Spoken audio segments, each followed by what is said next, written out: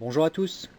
Dans la série des vidéos concernant les entretiens de base, aujourd'hui on va effectuer une vidange. Donc ça c'est une opération qui est vraiment très simple et c'est vraiment le b.a-ba de la mécanique lorsque vous commencez.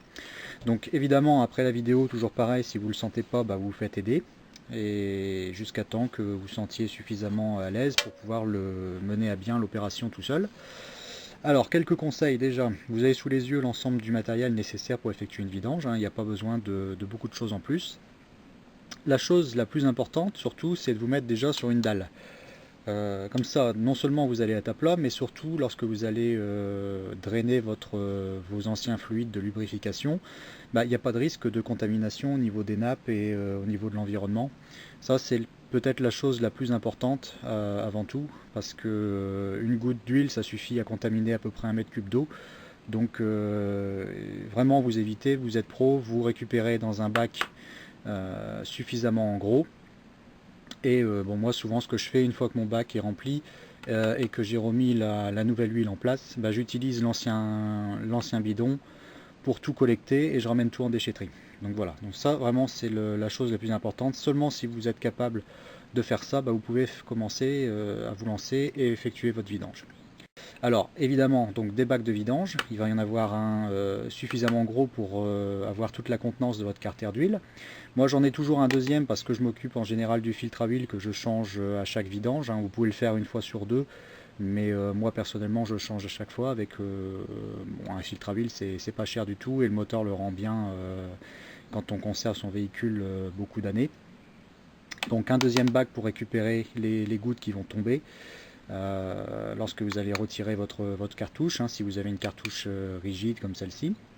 Éventuellement vous allez avoir besoin des petits joints en cuivre qu'on trouve au niveau du bouchon de carter pour le remplacer si le vôtre est atteint.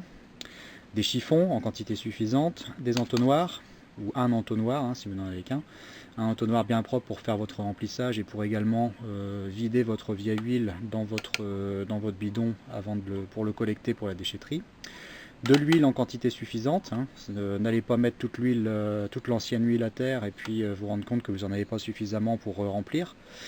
Une clé à filtre, ça c'est important parce que vous avez certains filtres qui sont quelquefois vraiment très serrés ou qui n'ont pas été démontés depuis longtemps, donc si vous n'avez pas de clé vous allez vraiment galérer pour le retirer.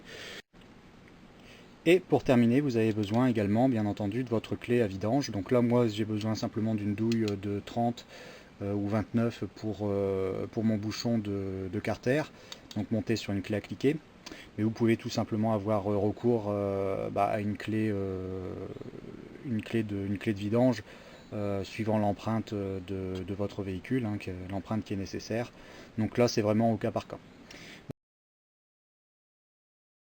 Donc l'huile est chaude et je vais tirer la jauge et je vais également ouvrir au niveau du remplissage ici sur le cache-culbut, comme ça va faire un appel d'air quand je vais vidanger par le dessous et je vais pas avoir de petits gloops qui vont me renvoyer de l'huile absolument partout. Je vais avoir un flux au niveau de mon huile qui va être bien régulier et qui va aller directement dans mon bac à huile. Donc on va se glisser tout de suite en dessous du véhicule. Voilà, donc on se retrouve en dessous du véhicule. La première des choses, ça va être de localiser votre carter qui a la contenance votre réserve d'huile moteur. Donc quand il ne s'agit pas d'un carter sec, c'est la pièce qui est la plus basse au niveau de votre moteur.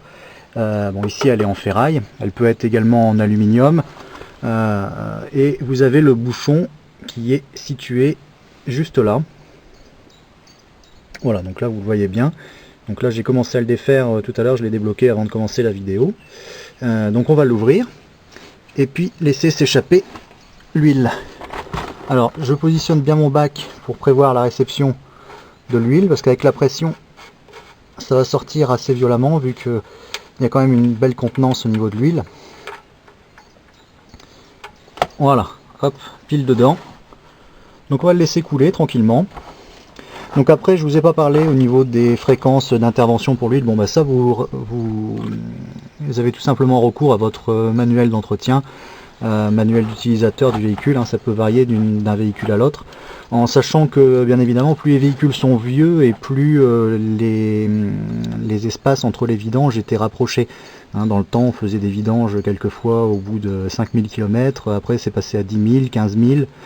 Bon, maintenant on atteint 20, 25 000, peut-être même 30 000, je sais pas, j'ai pas ce véhicule suffisamment récent.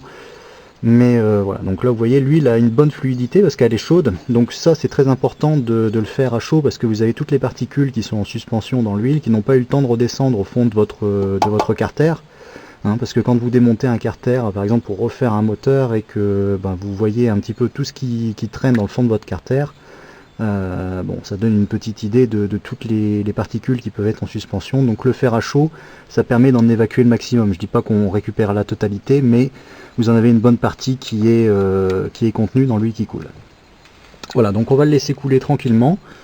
Et pendant ce temps-là, ce que vous pouvez faire, c'est localiser votre filtre à huile. Bon, alors ici c'est simple parce qu'en plus il est blanc, donc on le voit très bien. Et il est monté ici sur l'avant du véhicule, donc il est très facile d'accès. Alors ça, pour le défaire, c'est pareil, je vais mettre mon bac à huile juste en dessous pour prévoir la réception. J'utilise ma clé à filtre. Ça c'est très important d'utiliser ça parce que ça vous permet d'avoir une bonne prise.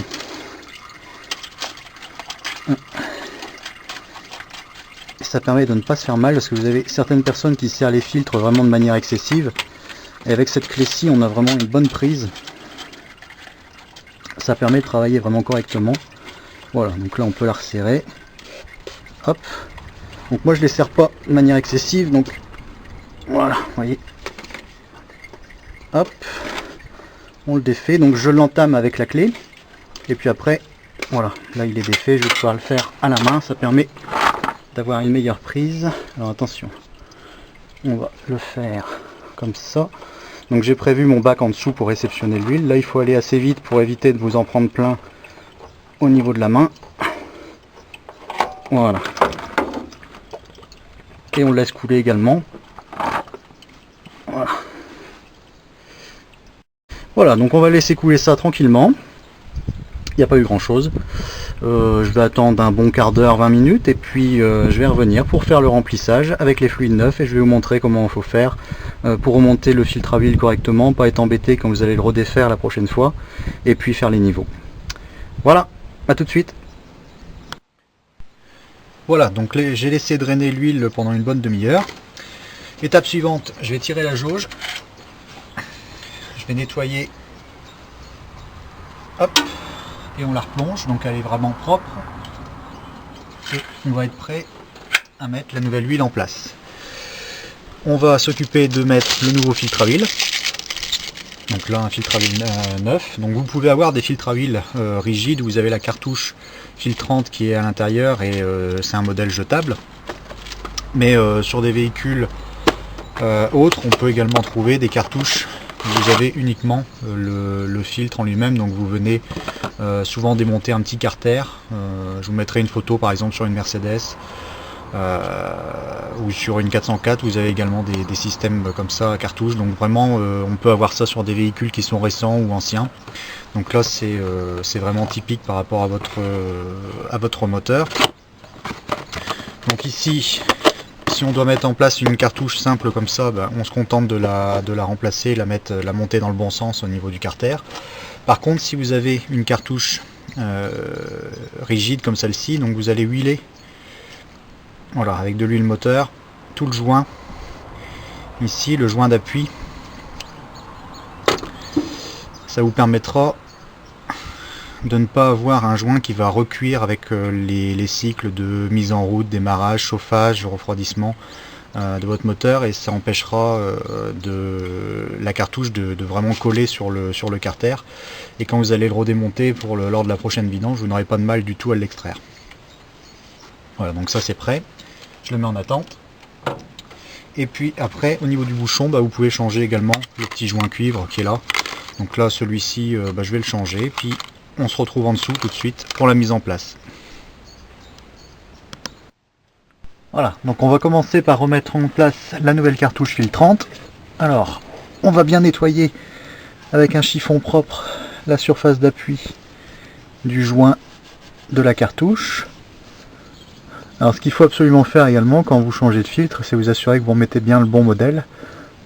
Donc là, vous vous référez à votre manuel d'utilisation, toujours pareil. Vous prenez la bonne référence. Voilà, donc là, notre surface est bonne. J'ai mon nouveau filtre en attente. Voilà, donc je le passe tranquillement et je viens le faire prendre à la main. Voilà. Donc là, on est bon. On le serre au contact. On le serre à la main, tout simplement.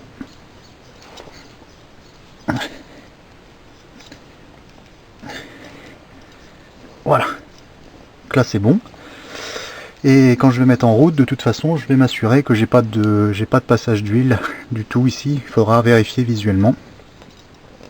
Voilà, donc ça c'est fait. Maintenant, on s'occupe de remettre le bouchon du carter. Alors, on va s'occuper du bouchon du carter. Donc, on passe un dernier petit coup avec le chiffon propre pour enlever ça. Vous enlevez surtout votre bac à huile qui est situé en dessous. Vous remplacez par un petit bac qui est vide pour récupérer votre bouchon tout neuf. Mais évitez surtout de laisser tomber votre bouchon de vidange au fond de votre bac à huile. Parce que là, pour aller le rechercher, ça va être immonde. Donc ça, c'est vraiment la feinte à éviter. Voilà, donc vous le serrez. Et après, l'idéal, c'est de le serrer au couple. Donc par rapport au couple qui est préconisé, faites super gaffe si vous êtes dans de l'aluminium, toujours pareil.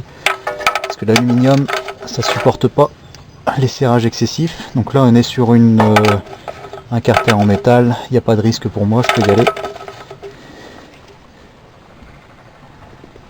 Voilà, mon serrage est bon, et maintenant on n'a plus qu'à faire notre remplissage. Voilà, on se retrouve au-dessus du moteur, encore une fois. Donc, ma jauge est légèrement ouverte pour faire un petit appel d'air. Elle est nettoyée, hein, comme ça je suis certain au niveau de la marque qui va être faite pour bien me repérer par rapport à la quantité. Et puis maintenant, un entonnoir tout neuf. Et on va basculer la quantité d'huile nécessaire. Donc là, il va falloir être patient. Voilà, c'est parti.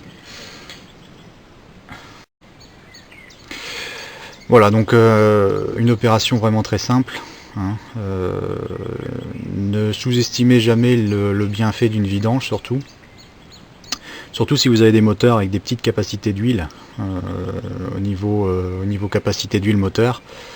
Hein, vous pouvez noter souvent une bonne amélioration après une bonne vidange.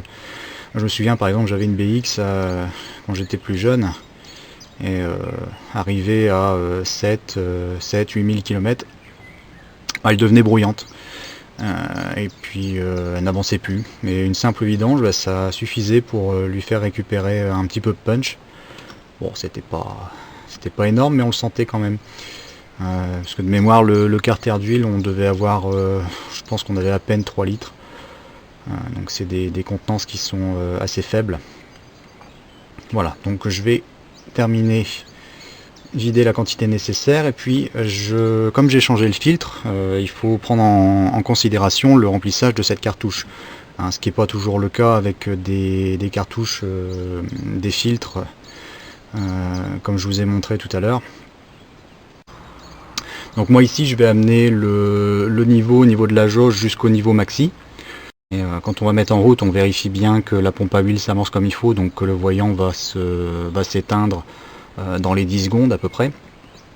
Et puis je laisse tourner 2-3 minutes, je laisse reposer, et on revérifie le niveau et on l'amène aux 3/4, hein, aux 3/4 entre le niveau mini et le niveau maxi.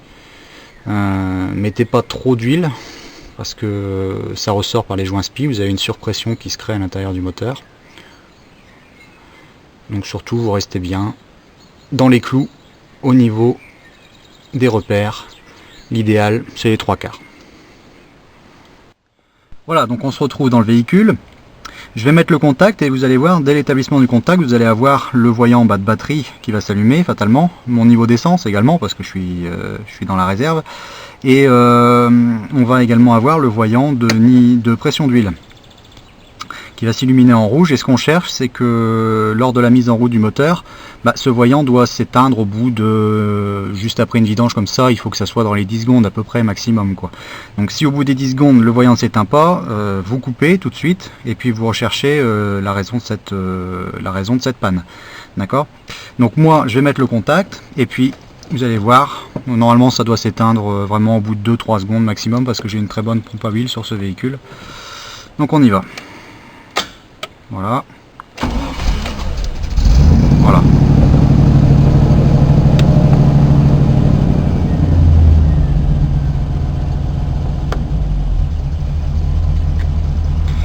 Donc on a bien vu, hein, le niveau de la pression d'huile s'est établi au bout de 2-3 secondes maximum. Donc là je vais laisser tourner 30 secondes à peu près, et puis après je vais vérifier mes niveaux, hein, puisque maintenant ma cartouche de filtre à huile s'est amorcée. Voilà, donc on se retrouve une petite demi-heure plus tard, hein, j'ai laissé le temps à l'huile de pouvoir redescendre. Une chose que je vais faire, je vais simplement revérifier le niveau. Alors pour vérifier, vous tirez la jauge, vous essuyez correctement, on la replonge, on attend, on retire, et là, vous voyez, on est situé. Je vais la bouger légèrement pour que vous puissiez bien localiser le niveau d'huile, parce que comme le véhicule roule au gaz, moi je conserve une huile qui est toujours vraiment propre, même après 5000 km elle aura encore cet aspect là. Donc vous voyez, là on est situé entre le... Bon, on est quasiment aux 3/4, donc là je vais le laisser, c'est impeccable. Hein, le filtre à huile est rempli. J'ai vérifié également que j'avais pas de fuite, hein, au niveau de mon bouchon de remplissage, hein, que j'avais aucune goutte qui coulait, et que j'avais également aucune goutte qui coulait au niveau du filtre à huile. Voilà, donc le bidon, le reste il va aller dans le coffre, hein, pour l'avoir d'avance, et puis moi je vérifie de toute façon assez régulièrement, hein. Vérifier les niveaux, c'est vraiment le b.a-ba avant de prendre la route. Voilà, donc vous voyez, en 10 minutes maximum, normalement vous pouvez faire une vidange. C'est une opération qui est vraiment basique. Donc si vous ne le sentez pas après la vidéo, vous vous faites aider par quelqu'un, hein, qui va vous filer un petit coup de patte pour progresser, jusqu'à temps que vous vous sentiez suffisamment à l'aise. Et puis après vous verrez, en 10 minutes maximum, une vidange s'est effectuée, et le véhicule vous le rendra bien.